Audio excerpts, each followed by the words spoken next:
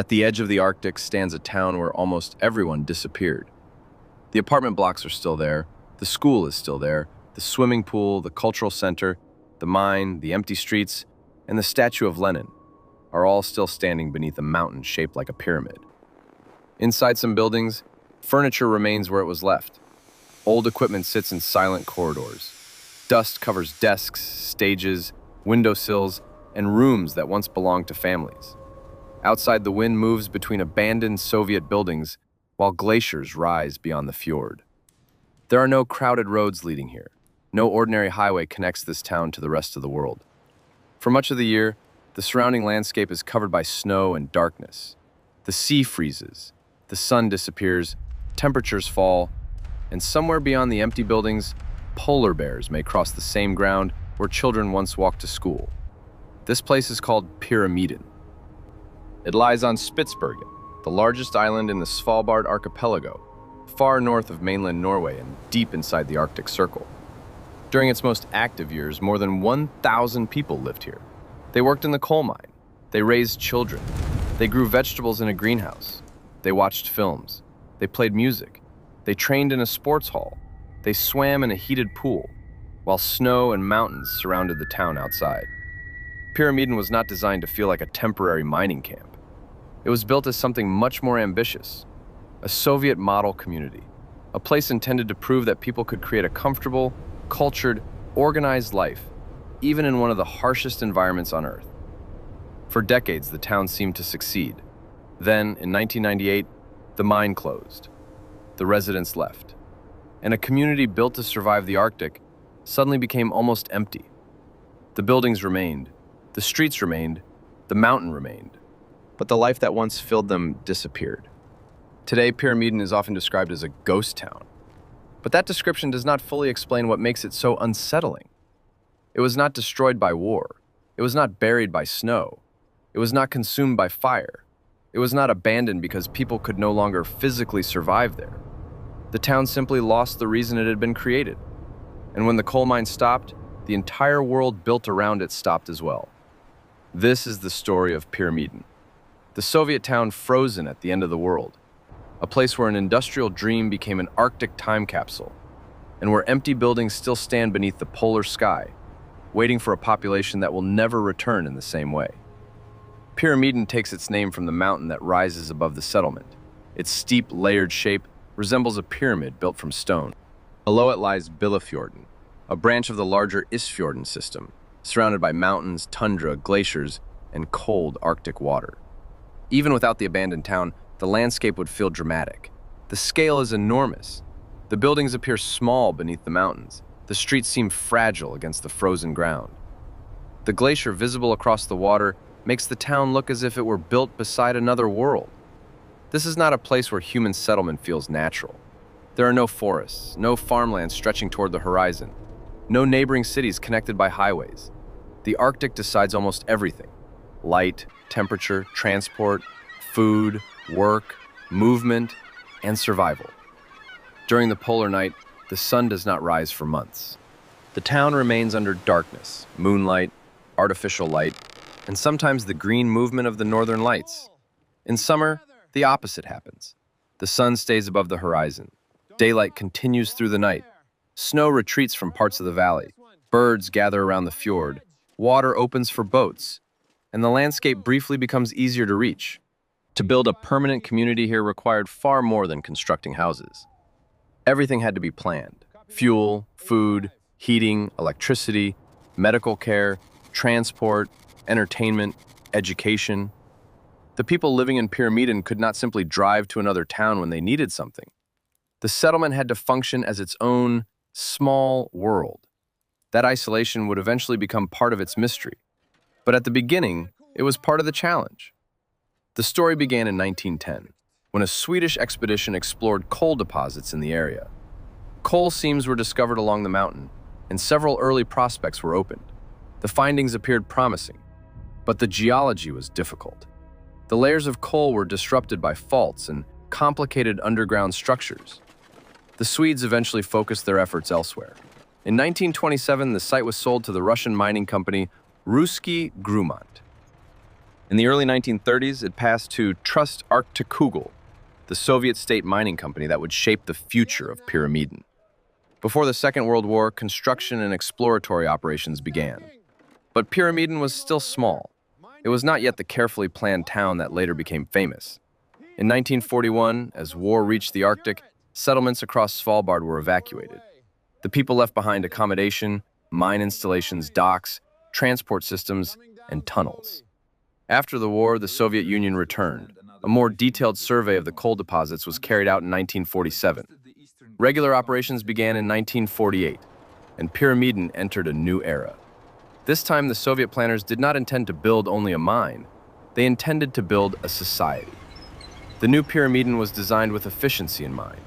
The mine stood above the settlement. Coal came down from the mountain through industrial systems toward the town and the port. Residential buildings were arranged along broad streets. Public buildings formed the social heart of the community.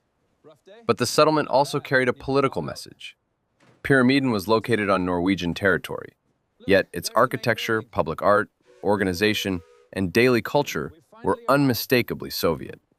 The town was a place of work, but it was also a display, a demonstration that Soviet planning could create civilization in the Arctic.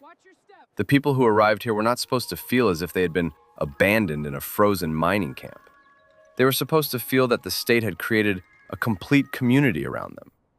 There were apartment buildings for workers and families, a school, a kindergarten, a hospital and medical services, a dining hall, a library, a museum, a hotel, a cultural center, sports facilities, a heated swimming pool, a farm, and eventually, a large greenhouse.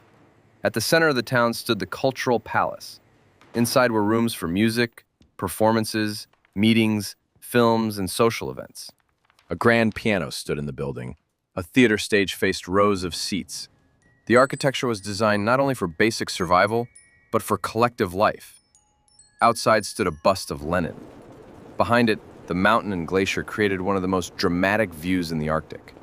The statue was not hidden inside an office or museum. It occupied the center of the town. It looked across the planned streets toward the settlement that Soviet workers had built. The message was clear. Pyramiden was part mine, part home, and part monument to a political vision. The buildings themselves reflected different periods. Older wooden structures came from the years after the war. Later, brick apartment blocks rose during the 1970s and 1980s. Some housing was designed for single workers. Other buildings were associated with families. People from different parts of the Soviet Union arrived with different languages, climates, customs, and memories. Many workers came on fixed contracts. Life in Pyramiden was demanding, but employment there was considered desirable. The wages were attractive. Food and housing were supported. The community offered opportunities that many Soviet workers valued. Applicants could be carefully selected. A journey to Pyramiden was not simply a transfer to another industrial town. It meant traveling to an Arctic settlement that few people elsewhere would ever see. For some, it was an adventure. For others, an economic opportunity. For families, it could be a strange but surprisingly comfortable chapter of life. The town tried to provide more than warmth and shelter. It tried to provide belonging. And for many years, it did. To understand why Pyramiden feels so haunting today, it is necessary to imagine how alive it once was. The empty streets were not always empty. Workers moved between apartment buildings, industrial facilities, the dining hall, the port, and the mine. Children walked to school. Families gathered inside warm apartments while Arctic winds moved outside. People attended concerts, films, sports events, celebrations, and community activities. The rhythm of the town followed both the mine and the seasons. Work continued underground, but above ground the community tried to create a normal life in a place that was anything but normal. The long polar night created a particular challenge. Darkness can change the way people experience time. Without sunrise and sunset, days can begin to blend together. Cold weather limits movement. Isolation increases. In such an environment, organized social life becomes more than entertainment. It becomes part of survival. Pyramiden placed great importance on culture and sport. New arrivals could be asked about their interests and abilities. Musicians played in groups. Athletes trained. Residents participated in performances, clubs, and competitions. At one point, a large majority of the town's population took part in some kind of sporting or cultural activity. The cultural center was not an optional decoration. It helped hold the community together. The heated swimming pool became one of Pyramiden's most remarkable spaces. Outside, the air could be bitterly cold. Snow covered the settlement. Mountains rose beyond the windows. But inside, residents could swim in warm water beneath a high ceiling. The pool symbolized the ambition of the town. A basic mining camp did not need such a facility. A model community did. The library reportedly held tens of thousands of books. Films were shown regularly. Music filled the cultural palace. The school and kindergarten made it possible for families to live in a settlement that otherwise might have been dominated by temporary male workers. This was important. A town feels different when children are present. A school creates a future. A kindergarten suggests that people are not only working here, they are building lives. Food was another central part of the system. Large supplies arrived from the mainland. The settlement also tried to produce some food locally. Animals provided milk, meat, and eggs. Fish was available. Vegetables grew inside protected spaces. A large greenhouse was built in the 1980s. The idea of growing plants in Pyramiden seems almost impossible when looking at the landscape today. Outside, there's tundra, stone, ice, and snow. Yet inside the greenhouse, warmth, soil, light, and careful maintenance allowed green life to exist. Grass was even brought from the Soviet mainland and planted around the central areas of the town. In summer, small green spaces softened the severe landscape. The grass was another political and emotional statement. It suggested that the Arctic did not have to remain empty and hostile. It could be shaped, organized, cultivated, made familiar. Residents could look from Soviet apartment blocks toward green ground, the statue of Lenin, the mountain, and the glacier. It was an extraordinary combination, part industrial town, part Arctic outpost, part carefully managed illusion of home. Of course, life was not effortless. The mine was demanding. The climate was dangerous. The town depended on supplies arriving across long distances. Isolation could become exhausting. Medical emergencies were difficult. Travel depended on weather, sea ice, aircraft, boats, and seasonal conditions. And behind the social facilities stood the basic reality that Pyramiden existed for coal. Everything depended on the mine. The housing, the power plant, the port, the school, the greenhouse, the pool, the cultural palace, the jobs, the population. If the mine stopped, the system surrounding it could not easily continue. For decades, that possibility remained in the background. Then, economic and geological realities began to make the future more uncertain. Coal gave Pyramiden its reason to exist. The mine entrance was located high on the mountain above the settlement. Workers traveled upward toward the industrial structures and underground passages. From the town below, the mine seemed permanently connected to the rock. Industrial lines cut across the slope. Dark openings entered the mountain. Machinery moved material toward the settlement and port. Mining in the Arctic brought challenges that did not exist in ordinary industrial regions. Equipment had to function in extreme cold. Supplies and replacement parts had to travel long distances. Transport was limited. Every interruption was more difficult to solve. But the greatest problem lay inside the geology itself. The coal seams could be several meters thick. On paper, that sounded promising. In reality, the mountain was broken by faults and disruptions. The coal was more complicated and expensive to extract than expected. Mining continued for decades, but the economics were never simple. Between the mid-1950s and the closure in 1998, Pyramiden produced millions of tons of coal. Some of it was used locally to power the settlement. Most was shipped away. But the mine was not only an industrial operation, it supported an entire human world. Every ton of coal helped keep the school open. Every shift supported the swimming pool, greenhouse, apartments, dining hall, and cultural center. This dependence made the town vulnerable. When coal prices fell, Pyramiden felt the pressure. When extraction became too costly, the future of every building became uncertain. The Soviet Union itself collapsed in 1991. The political system that had created and supported Pyramiden no longer existed. The settlement continued under Russian management, but it was now operating in a different economic reality. The town had once represented Soviet confidence. Now the country behind that confidence was gone. The buildings still displayed Soviet symbols. Lenin still stood in the center. The mine still operated. But the larger world had changed. Then came another tragedy. In August 1996, a Russian aircraft carrying miners and family members to Svalbard crashed into Operafjellet while approaching the airport near Longyearbyen. All 141 people aboard were killed. It was the deadliest aviation disaster on Norwegian soil. The victims were connected to the Russian and Ukrainian communities on Svalbard. The tragedy affected families across the mining settlements. It deepened the sense that an era was coming to an end. The crash did not single-handedly close Pyramiden. The mine already faced serious economic and geological difficulties. But it became part of the atmosphere surrounding the final years. Falling coal prices, expensive extraction, the collapse of the Soviet system, a devastating loss of life, and a town whose original purpose was becoming increasingly difficult to justify. In April 1998, Trust Arctic Kugel ended mining operations in Pyramiden. After years of construction, labor, ambition, culture, and family life, the mine stopped. And when the mine stopped, the town had almost no independent reason to continue. Cities usually empty slowly. A factory closes. Young people leave. Shops lose customers. Schools become smaller. Houses are abandoned one at a time. Years pass before the place becomes a ghost town. Pyramiden's ending felt much faster. Once the decision was made, residents prepared to leave. Some had already known the town's future was uncertain. Others may have expected more time. People packed personal belongings. Families left apartments. Workers moved away from the mine. Children disappeared from the school. The cultural center became silent. The swimming pool emptied. The dining hall stopped serving the community. The greenhouse ceased to represent a future. In the final months, the population fell rapidly. The last permanent mining residents departed in 1998. Because the settlement was remote, not everything could be removed. Furniture remained.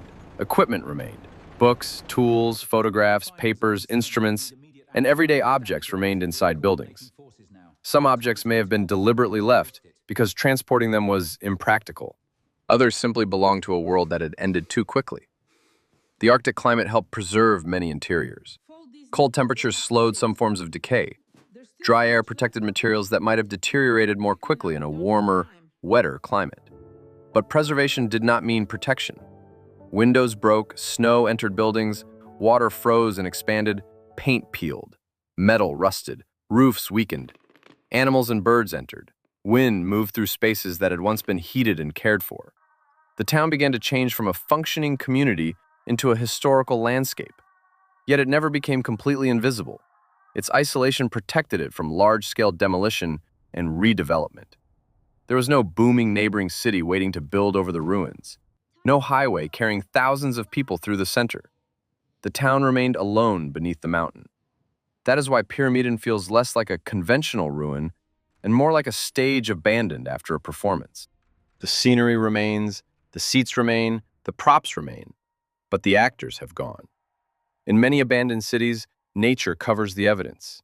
Trees break through floors, vines swallow walls, heat damages roofs, rain collapses interiors. But Pyramiden exists in a landscape where nature works differently. There are no forests waiting to consume the town. Vegetation grows slowly. The Arctic cold preserves and destroys at the same time. Objects remain recognizable for years, but repeated freezing and thawing gradually break concrete, wood, pipes, and walls. Snow collects inside damaged buildings. Ice forms where water systems once functioned. A room can appear almost untouched from a distance, then reveal decades of silent decay up close. The empty cultural palace became one of the strongest images of the town. Its theater waits without an audience. The piano stands without musicians. The stage receives no performances. The sports hall has no teams. The swimming pool reflects no light from moving water. The school contains no lessons. The kindergarten contains no children. Apartment windows look towards streets where almost nobody walks. These spaces feel powerful because they were designed for collective life. A theater only makes sense when people gather. A swimming pool needs movement, voices, water, and warmth. A school exists because a community believes there will be another generation. Without people, the buildings become questions. Why was so much built here? How could a town this complete disappear? What did residents feel during the final days? Did they think the closure would be permanent? Did they believe some new industry might replace the mine? Did they understand that the rooms they were leaving would later become museum-like spaces visited by strangers? There is no single answer. The residents of Pyramiden did not all share the same experience. For some, it may have been only the end of a work contract. For others, the town had become home. Some returned to Russia. Some moved to other Arctic settlements. Children who once played beneath the mountain grew up with memories of a place most people would never understand. To them, Pyramiden was not a ghost town. It was where they went to school, where their parents worked, where they watched films, where they celebrated holidays, where they saw months of darkness followed by endless summer light. The transformation from home to attraction creates an uncomfortable tension. Visitors see abandoned rooms and feel mystery. Former residents may see the same rooms and remember ordinary life. A tourist sees an old piano. A resident remembers who played it. A tourist sees an empty dining hall. A resident remembers the noise, food, conversations, and routines. A tourist sees Lenin facing a glacier. A resident remembers walking past the statue every day. Ghost towns are rarely empty of meaning. They are only empty of the people who once gave that meaning a daily form. Pyramiden is often introduced as an abandoned town, but it is not completely without human presence today. A small number of people work around the settlement and its tourism operations. Visitors arrive seasonally by boat, and in suitable winter conditions, the area may be approached by organized Arctic transport. The hotel has been used again. Guides lead people through parts of the settlement. The town has become a strange combination of preserved industrial site, tourism destination, political relic, and open-air museum. But reaching it remains part of the experience. There is no ordinary public road connecting Pyramiden with Longyearbyen. The journey crosses water, snow, or ice, depending on season and conditions. Weather can change quickly. Fog can hide mountains. Sea ice can affect travel. Polar bear danger means visitors cannot treat the surrounding landscape like an ordinary city park. The isolation that once challenged the residents now shapes the way outsiders encounter the town. You do not simply pass through Pyramiden by accident. You go there deliberately. And when the settlement appears beneath the mountain, it can feel almost impossible. Straight streets, large apartment blocks, industrial structures, a cultural palace, a hotel, a statue, all surrounded by Arctic wilderness.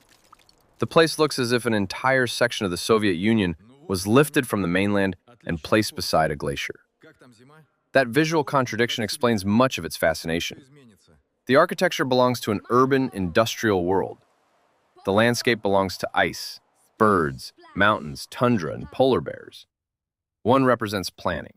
The other represents forces humans cannot control. For a time, Pyramiden forced the landscape to support a community. Fuel created heat. Ships brought supplies. Coal powered the settlement. The greenhouse created food. The school created continuity.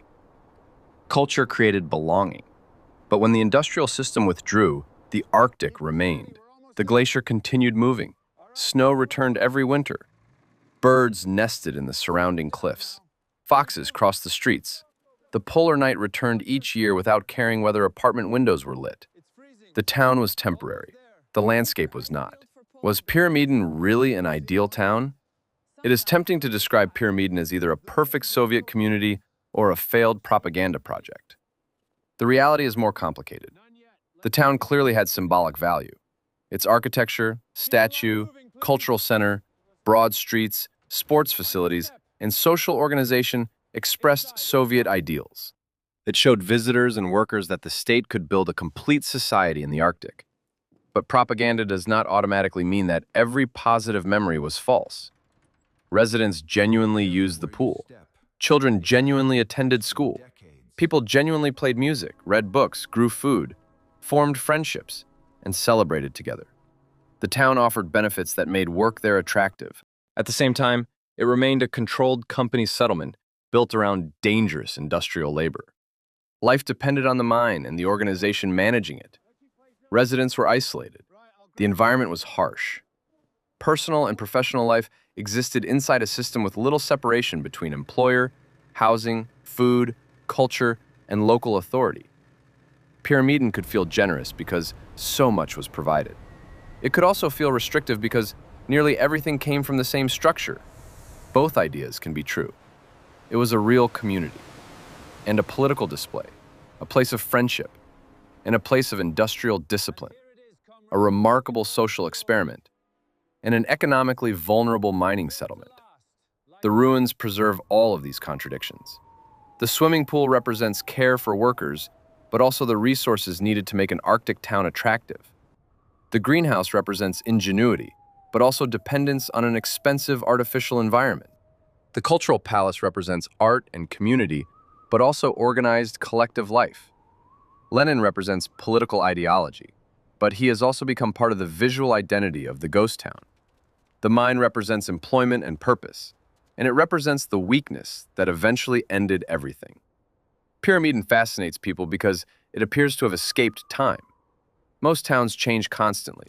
Buildings are renovated, shops replace one another, roads are widened, apartments are redesigned, old objects are thrown away. Political symbols disappear. New generations cover the evidence of previous ones. Pyramiden missed much of that process. When its population left, large parts of the settlement remained connected to the world of the late Soviet period. The buildings were not immediately repurposed. The streets did not fill with new residents. The cultural palace did not become a shopping center. The mine did not become luxury apartments. The empty spaces kept their identity. That makes the town feel authentic in a way that reconstructed historical attractions often do not. It was not designed to look abandoned. It became abandoned. The silence was not planned. The dust was not decoration. The broken windows were not created for tourists. The empty stage was once expected to hold another performance. The effect is deeply human. Pyramiden reminds us that even large systems can disappear. The Soviet Union once appeared permanent. The mine appeared capable of supporting the town for generations. The apartment blocks appeared to belong to a growing Arctic community. The school suggested continuity. The greenhouse suggested control over nature. Yet within a few years, the political and economic world behind the town changed beyond recognition. The mine closed, the residents left, and the model community became a monument to impermanence. That is the deeper story. Pyramiden is not only about the Soviet Union. It is about every town built around a single promise. Coal, gold, oil, a factory, a railway, tourism, a government project. As long as the promise survives, the town survives. When the promise disappears, everything built around it becomes vulnerable. Homes cannot live without jobs. Schools cannot live without families. Theaters cannot live without audiences. Streets cannot remain streets without people moving through them. A city is not only buildings. It is the system of relationships that gives those buildings a reason to exist. Pyramiden kept its buildings, but it lost the system, and that is why it became a ghost. At the edge of the Arctic, beneath a pyramid-shaped mountain, a Soviet town is still standing. The mine entrance remains above the settlement. The apartment blocks face empty streets. The cultural palace waits in silence. The pool no longer carries the voices of swimmers. The school has no students. The greenhouse no longer represents a growing future. And Lenin still looks across the town toward the glacier. But Pyramiden is not truly frozen in time. Time is everywhere. In the peeling paint. In the ice inside broken buildings. In the plants slowly reclaiming disturbed ground. In the rust spreading across industrial structures. In the memories of people who once called this place home. The town changes every year, even when it appears motionless. The Arctic is gradually taking it back. Not dramatically, not in a single storm, but piece by piece, winter by winter. The people of Pyramiden proved that human beings could build a community here.